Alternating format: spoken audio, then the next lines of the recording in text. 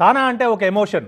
ఎంతోమంది ఎన్ఆర్ఐలు ఇండియాను వదిలి అక్కడికి వెళ్ళిన తర్వాత తల్లిదండ్రులకు దూరమైన ఇలాంటి ఒక సంస్థ వల్ల అందరూ ఒక్క చోట దగ్గరయ్యే పరిస్థితి మనం ఇప్పటివరకు చూసాం. కానీ ఈ మధ్య కాలంలో వస్తున్న విమర్శలు కావచ్చు, వార్తలు కావచ్చు, ఇవన్నీ ప్రతి ఒక్కరిని కలిచివేస్తున్న పరిస్థితి కనిపిస్తుంది. ముఖ్యంగా 2020 తర్వాత తానా ఇమేజ్ మరింత పెరిగింది. ఎందుకంటే ఫండ్స్ వచ్చే విషయంలో కావచ్చు, ఎక్కువ మంది ఎన్రోల్ అయ్యే విషయంలో కావచ్చు, ప్రతి విషయంలో కూడా తానా ముందుకెళ్తుంది. కానీ ఇలాంటి సమయంలో ఫైనాన్షియల్ ఫ్రాడ్ జరగడం అనేది ఒక సంచలనాన్ని సృష్టిస్తుంది.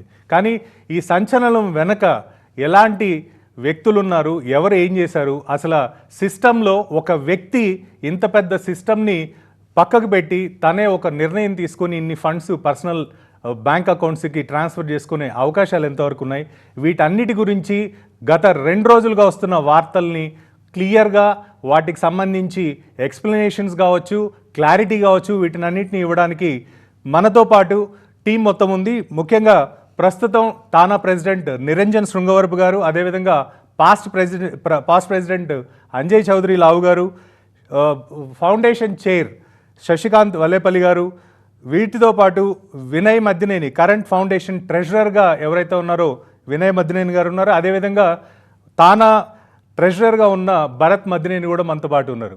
వెల్కమ్ అండి.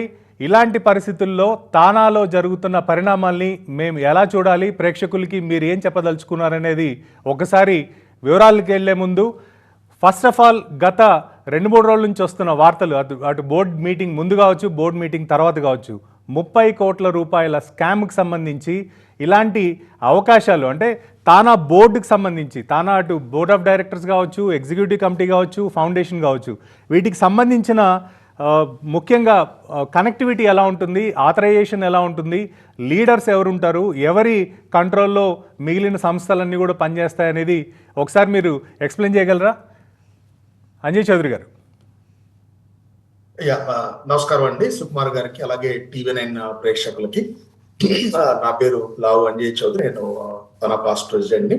సో మనకి తానాలో సుకుమార్ గారు 3 విభాగాలు ఉన్నాయి. 1 executive committee, 2 foundation, 3 board of directors. So executive committee is the front face of the organization. ఎవరైనా కూడా ప్రెసిడెంట్ అనే వ్యక్తి ఎగ్జిక్యూటివ్ కమిటీని రన్ చేస్తాడు. సో ప్రెసిడెంట్ ఎగ్జిక్యూటివ్ కమిటీకి సంబంధించిన బ్యాంక్ అకౌంట్స్ కావచ్చు, తర్వాత యాక్టివిటీస్ కావచ్చు. So president and especially financial ఏదో వచ్చిన treasurer of the executive committee. So వాళ్ళకి మాత్రమే ఆ రెండింటికి యాక్సెస్ ఉంది. అట్లాగే ఫౌండేషన్కి వచ్చేసరికి foundation is an autonomous body. Foundation ఒక సెపరేట్ గా చైర్మన్, ఫౌండేషన్ ఒక సెపరేట్ గా ఫౌండేషన్ ట్రస్టీస్ అంటారు, అది 15 మెంబర్స్ ఉంటారు. అట్లాగే ఫౌండేషన్ కూడా సెపరేట్ గా ట్రెజరర్ ఉంటారు. అట్లాగే బోర్డుకు వచ్చేసరికి బోర్డు చైర్మన్, అట్లాగే బోర్డు కూడా మిగతా 2 బాడీస్ లాగానే సెక్రటరీ, ట్రెజరర్ కూడా ఉంటారు. సో ఈ 3 కూడా ఇండిపెండెంట్ గా వర్క్ చేస్తూ ఉంటాయి. So in other words, foundation chairman కి, ఎగ్జిక్యూటివ్ కమిటీకి ఫైనాన్షియల్ గా యాక్సెస్ ఉండదు. అట్లాగే ప్రెసిడెంట్ ఆఫ్ ద ఆర్గనైజేషన్ కూడా ఫౌండేషన్ ఓవరాల్ గా బ్యాంక్ అకౌంట్స్ లో కావచ్చు, వాటితో యాక్సెస్ ఉండదు. అయితే 3 ఇండిపెండెంట్ గా వర్క్ చేస్తున్నా at the end of the day వాళ్ళ ఫైనాన్షియల్ స్టేట్మెంట్స్ కావచ్చు, అట్లాగే వాళ్ళ ఫైనాన్షియల్ డాక్యుమెంటేషన్ కావచ్చు. So all reports to the board. Board is the highest authority.